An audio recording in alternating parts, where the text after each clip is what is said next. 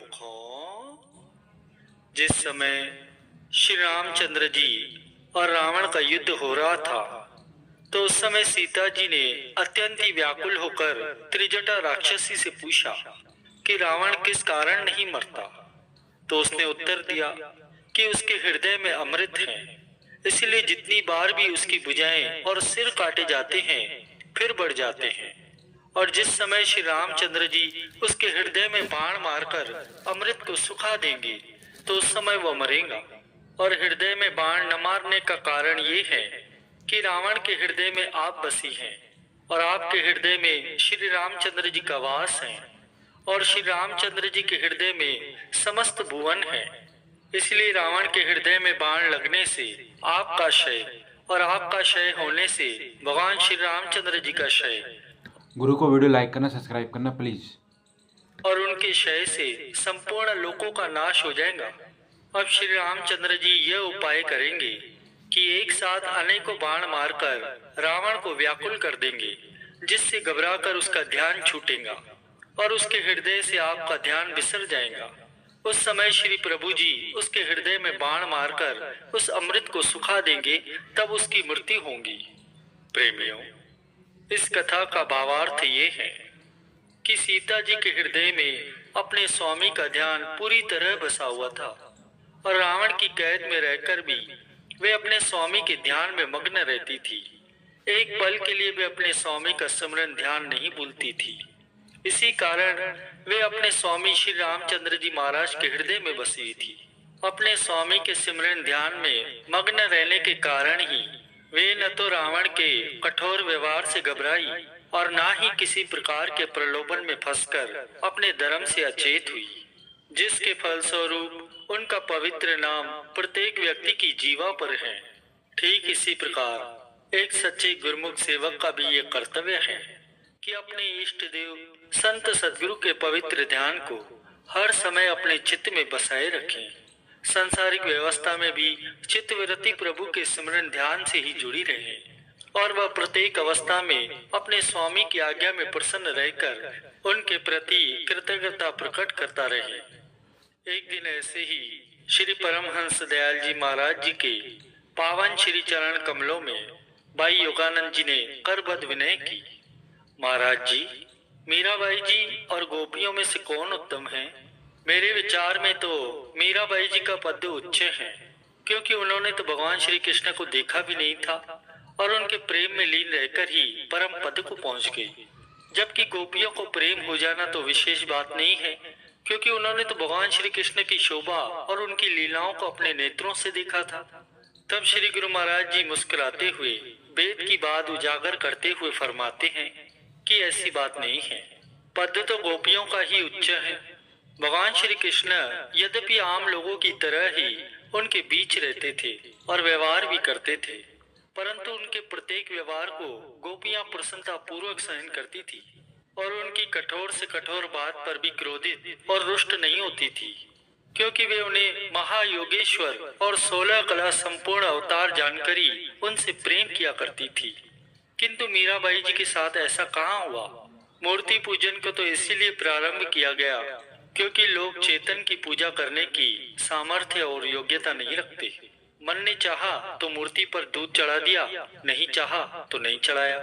मूर्ति तो कुछ नहीं बोलती और ना ही चलती है, उसकी भक्ति सुगम है, परंतु चेतन की भक्ति और उनका ध्यान करना बड़ा कठिन होता है। निर्गुण रूप सुलभ अति, सगुण जानी नहीं कोई, सुगम अगम नाना चरित, सुनी मुनि मन भ्रम होई।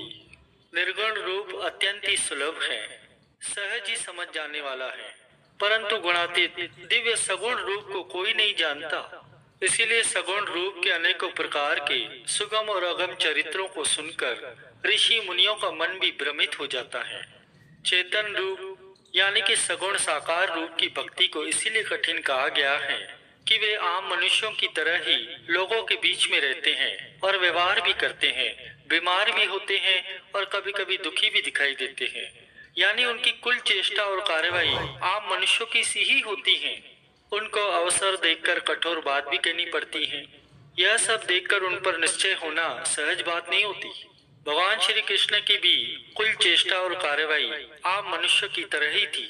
फिर भी गोपियां उन्हें पूर्ण अवतार मानकर उनसे हार्दिक प्रेम करती थी और हर समय उनका सिमरन और ध्यान करती रहती थी। इसलिए हमारे विचार में तो गोपियों का पति ही ऊंचा है।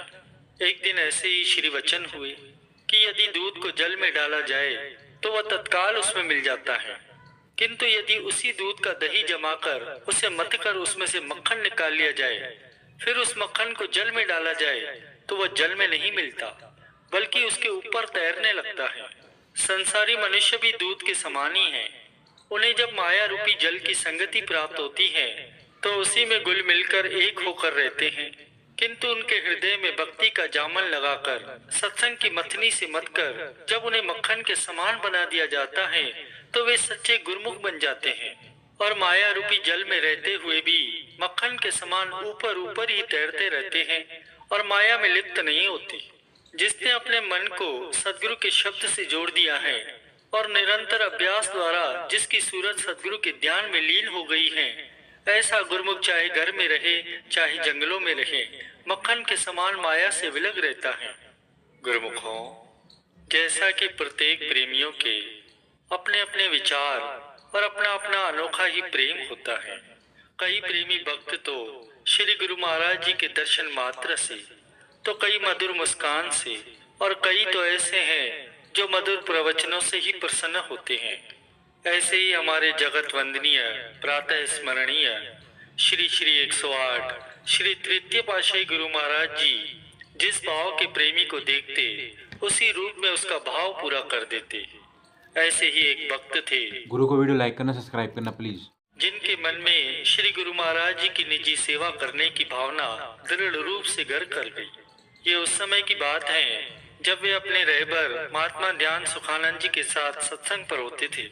अब निजी सेवा की भावना के साथ साथ उच्च संस्कार और श्री गुरु महाराज जी की कृपा की आवश्यकता थी। जैसे पुरुषार्थ और भाग्य, इन दोनों में कोई मौलिक भेद तो नहीं होता। पुरुषार्थ करने पर भाग्य स्वयं ही बनता है, परंतु कभी कभी भाग्य भी ऐसा शक्तिशाली बन जाता है कि किए हुए पुरुषार्थ का फल लुप्त हुआ दिखाई देता है। तो ऐसे ही भक्त बलराम जी की भी रुचि सत्संग में धीरे धीरे कम होती गई। इस निजी सेवा की तीव्र लगन ने उनके मन को बेचैन सा कर दिया। जो जो समय बीतता जा रहा था त्यों त्यों श्री चरणों में पहुंचने की जो उनकी लगन थी वो प्रबल होती जा रही थी। उनकी यह भी इच्छा थी कि मैं हर समय पावन श्री दर्शन करता रहूं। अंत में इस भावना ने उन्हें इस प्रेम की लहर में बहा ही दिया। श्री गुरु महाराज जी के पावन श्री चरण कमलों में एक विनय पत्रिका लिखी। वे श्री गुरु महाराज जी के प्रेम में इतने मग्न हो चुके थे कि उस पत्र को डाक पेटी में डालने की बजाय नदी में डाला और वापसी उत्तर की प्रतीक्षा में दिन रात बाट भी जोड़ने लगे। फिर एक दिन उनके हार्दिक उद्गार श्री गुरु महाराज जी तक पहुंच ही गए। इधर श्री गुरु महाराज जी एक सेवक को आज्ञा फरमाते हैं कि भक्त बलराम को एक पत्र लिखो कि वह शीघ्र ही श्री आनंदपुर पहुंचे। जब उन्हें ये कृपा पत्र प्राप्त हुआ तो उनकी खुशी का कोई ठिकाना न रहा और वे शीघ्रता से आनंदपुर पहुंच गए। श्री दर्शन करके आशीर्वाद प्राप्त किया और श्री आज्ञा के अनुसार श्री आनंदपुर में ही रहने लगे। अब उनके दिल में ये इच्छा प्रबल होती गई कि कब श्री गुरु महाराज जी मुझे श्री चरणों की निजी सेवा का अवसर प्रदान करेंगे। तो एक दिन क्या हुआ, श्री दर्शनों के लिए पुष्प लेकर गेट पर भक्त बलराम जी अन्य प्रेमियों के साथ जाकर बैठ गए। तो उन दिनों श्री गुरु महाराज जी कार में विराजमान होकर सुबह सुबह 4 बजे भ्रमण के लिए जाया करते थे। अब उस दिन देर हो गई तो इधर भक्त बलराम जी प्रतीक्षा करते करते ध्यान मग्न हो गए। ध्यान में क्या देखते हैं उसका वर्णन उन्होंने इस प्रकार से किया कि श्री गुरु महाराज जी कार में विराजमान हैं। मैंने दंडवत वंदना की। श्री प्रभु जी के आदेश से उठकर मैंने हाथ जोड़कर मस्तक को झुकाया। श्री गुरु महाराज जी ने मेरी ओर दृष्टि करके आशीर्वाद दिया और साथ में ये फरमाया, कैसे हो प्रेमी, क्या हाल है। मैंने विनय की कि मेरी यह तीव्र अभिलाषा है कि मैं आपके श्री चरणों में रहकर आपकी निजी सेवा और श्री दर्शनों का लाभ उठा सकूं। तब श्री गुरु महाराज जी कुछ समय के लिए मौन हो गए।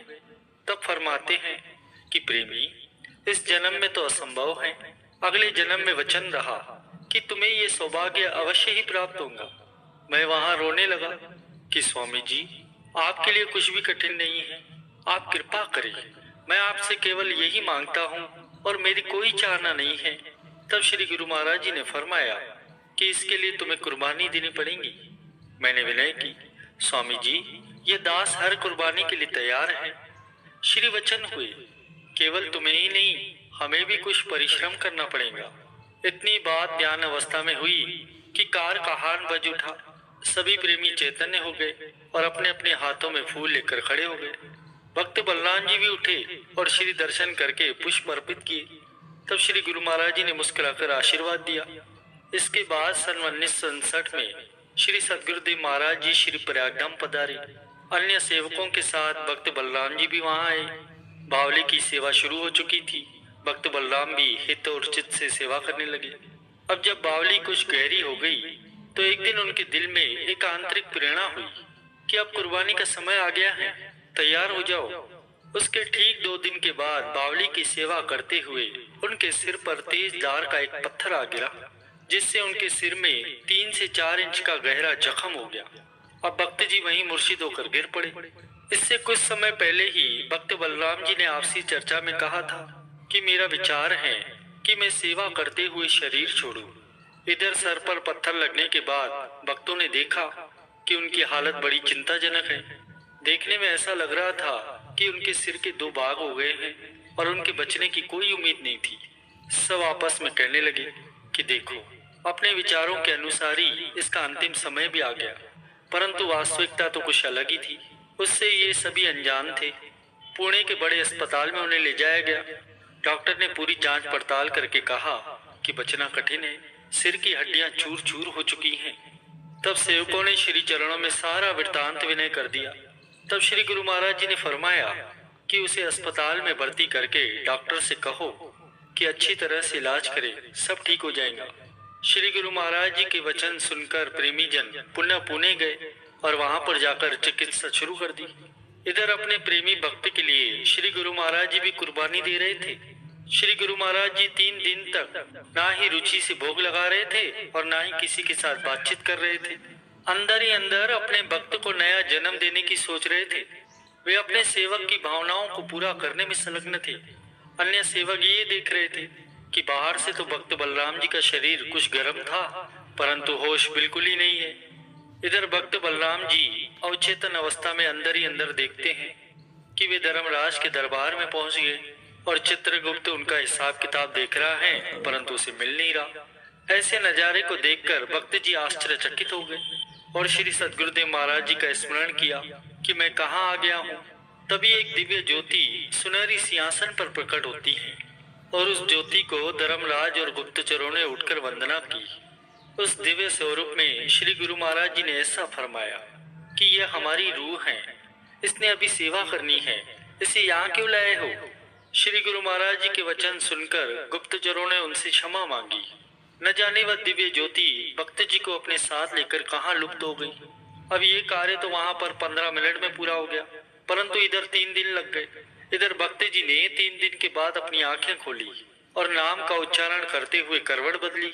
भक्त जी अन्य सेवकों के साथ वहां बातें करने लगे और यह देखकर डॉक्टर दंग रह गए कि इनके तो बचने की कोई उम्मीद ही नहीं थी।